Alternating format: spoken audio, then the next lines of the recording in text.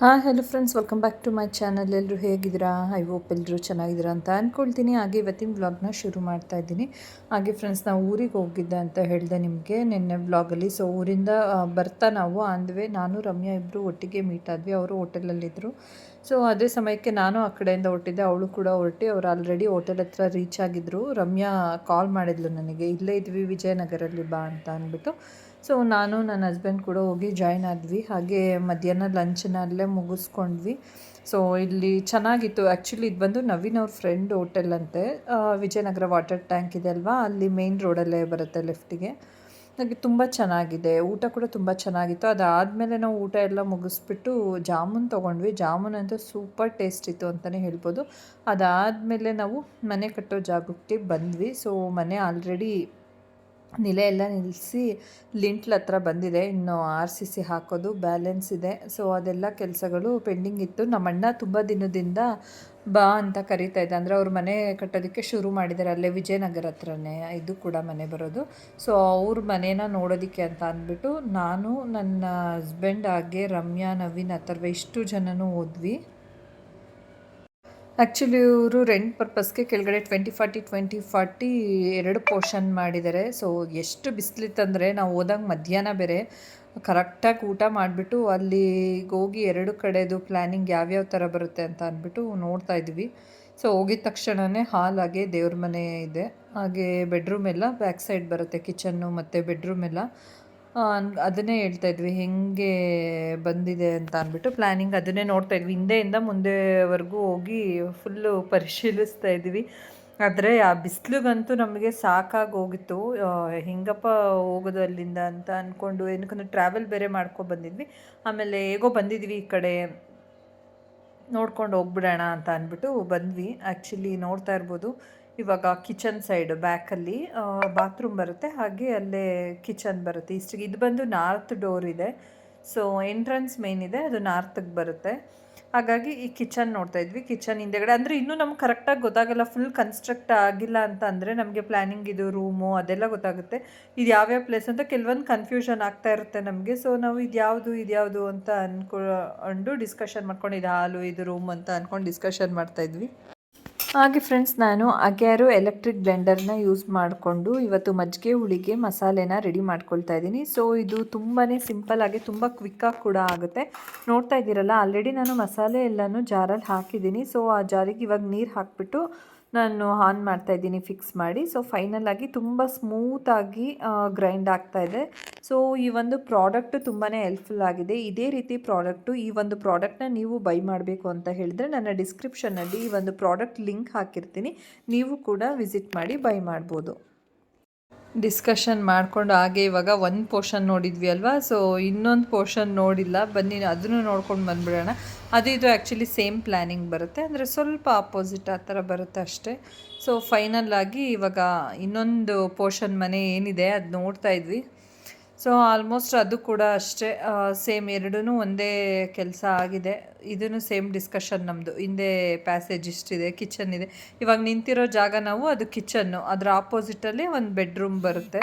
So ಅದನ್ನೇ ನೋಡ್ತಾ ಇದ್ವಿ, ಇದು ಬೆಡ್ರೂಮು, ಈ ಕಡೆ ಬಾತ್ರೂಮ್ ಅಂತ ಹೇಳ್ಬಿಟ್ಟು. ಹಿಂದೆ ಹಾಗೆ ಪ್ಯಾಸೇಜ್ ಕೂಡ ಬಿಟ್ಟಿದ್ದಾರೆ, ಅದೇ ಬಟ್ಟೆ ಎಲ್ಲ ವಾಶ್ ಮಾಡ್ಕೊಳ್ಳೋದಕ್ಕಾಗಿರ್ಬೋದು. ಅಂದರೆ ನಿಮಗೆ ಆ್ಯಕ್ಚುಲಿ ಇದನ್ನು ನಾನು ನೆಕ್ಸ್ಟು ಇನ್ನು ಗೃಹ ಪ್ರವೇಶದ ಟೈಮಲ್ಲಿ ನಿಮಗೆ ತೋರಿಸ್ತೀನಿ. ಏನಕ್ಕಂದರೆ ಇವಾಗ ಅಷ್ಟು ಐಡಿಯಾ ಗೊತ್ತಾಗೋದಿಲ್ಲ. ಅದಾದಮೇಲೆ ನಾವು ಅಲ್ಲಿಂದ ಮುಗಿಸ್ಕೊಂಡು ಮನೆಗೆ ಬಂದು ನಮ್ಮ ಮನೆಗೆ ಹೋಗಿದ್ವಿ ಡೈರೆಕ್ಟು. ಸೊ ನಮ್ಮ ಮನೆಯಲ್ಲಿ ಸ್ವಲ್ಪ ರೆಸ್ಟ್ ಮಾಡಿಬಿಟ್ಟು ಮಲಗಿದ್ದೆದ್ದು, ಆಮೇಲೆ ಮತ್ತೆ ನಾನು ಅಮ್ಮನ ಮನೆಗೆ ಬಂದೆ. ರಮ್ಯಾ ಕೂಡ ಅಲ್ಲಿಗೆ ಬಂದಳು. ಸೊ ಅದಾದಮೇಲೆ ಏನಂತ ಹೇಳಿದ್ರೆ, ಎಲ್ಲರೂ ಸೇರ್ಕೊಬಿಟ್ಟಿದ್ವಿ. ನಾನು, ರಮ್ಯಾ ಏನೇನೋ ವಿಚಾರಗಳು ಹಿಂಗೆ ಡಿಸ್ಕಷನ್ ಮಾಡ್ತಾಯಿದ್ವಿ, ಏನು ಮಾಡಬೇಕು. ಫುಲ್ ರಕ್ಷಿತನಿಗೇನೋ ರೇಗಿಸ್ತಾ ಇದ್ವಿ. ಟೈಮ್ ಹೋಗೋದೇ ಗೊತ್ತಾಗಿಲ್ಲ. ನಾನು ಸ್ವಲ್ಪ ಫುಲ್ ಕ್ವಾಟ್ಲೆ ಆಗಿ ನನಗೆ ಈಗಲೂ ಅದು ವಾಯ್ಸ್ ಓವರ್ ಕೊಡಬೇಕಾದ್ರೂ ನಗು ಬರ್ತಾಯಿದೆ. ರಕ್ಷಿತನಿಗೆ ನಾನು ರಮ್ಯಾ ಫುಲ್ಲು ಗೋಳು ಇಕ್ಕೋತಾ ಇದ್ವಿ, ಹಂಗೆ ಹಿಂಗೆ ಅಂತ ಅಂದ್ಕೊಂಡು ರೇಗಿಸ್ಕೊಂಡು. ಸೊ ಅವಳಂತೂ ಫುಲ್ಲು ಸಂಕೋಚ ಪಡ್ತಾಯಿದ್ದೆ, ಅಕ್ಕ ಏನಿದು ಅದು ಇದು ಅಂತ ಅಂದ್ಕೊಂಡು ಹಿಂಗೆ ಒಬ್ರಿಗೊಬ್ರು ಕಾಲು ಎಳ್ಕೊಂಡು ಸಮಯ ಆಗಿದ್ದೇ ಗೊತ್ತಾಗಿಲ್ಲ. ನಾನು ಆಮೇಲೆ ಹೊರಡಬೇಕಿತ್ತು ಅಲ್ಲಿಂದ. ಫುಲ್ ನಾನು ಅಂದರೆ ಆವಾಗ್ಲೂ ಅಷ್ಟೇ ಯಾವುದಾದ್ರೂ ಒಂದು ಕ್ಯಾರೆಕ್ಟರ್ನ ತೊಗೊಂಡ್ರೆ ಇಮಿಟೇಟ್ ಮಾಡೋದು ಕ್ಯಾರೆಕ್ಟ್ರ್ ನನಗೆ ಸೀರಿಯಲ್ದೆಲ್ಲ. ಸೊ ಆ ಸೀರಿಯಲ್ದೆಲ್ಲ ಆಗ್ಲಿಂದನೂ ಹಂಗೆ ಇಮಿಟೇಟ್ ಮಾಡ್ತಾಯಿದ್ದೆ. ಅದಕ್ಕೆ ರಮ್ಯಾ ಅಂತ ಇದ್ಲು, ಹಿಂಗೆ ನೀನು ಮುಂಚೆಯಿಂದನೂ ಇಮಿಟೇಟ್ ಮಾಡ್ತೀಯ, ಎಷ್ಟು ಚೆನ್ನಾಗಿ ಮಾಡ್ತೀಯ ನೀನು ಸೀರಿಯಲ್ಗಳ್ದೆಲ್ಲ ಅಂತ. ಮಾಡಿರೋ ಹಂಗೆ ನೋಡಿ ಸಿಗ್ತವೆ ಈ ಥರ ಹಿಂಗೆ ರೆಡಿ ಆಗೋದಿನ್ ಯಾವಾಗ.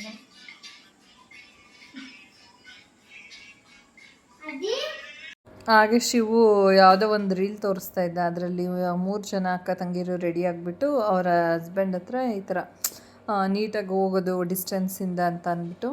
ಸೊ ಈ ಥರ ನಾವು ಮಾಡೋಣ ಅಂತ ಹೇಳ್ತಾ ಇದ್ದ ಅವನು. ನಾವು ಇನ್ಯಾವ ಫಂಕ್ಷನ್ಗೆ ರೆಡಿ ಆಯ್ತೀವೋ ರೆಡಿ ಆದಾಗಲೇ ಮಾಡೋಕ್ಕಾಗೋದು, ಬಟ್ ಅದಕ್ಕೆ ಅಂತ ರೆಡಿ ಆಗ್ಬಿಟ್ಟು ಮಾಡೋಕ್ಕಾಗಲ್ಲ ಕಣೋ ಅಂತ ಹೇಳ್ತಾ ಇದ್ದೆ.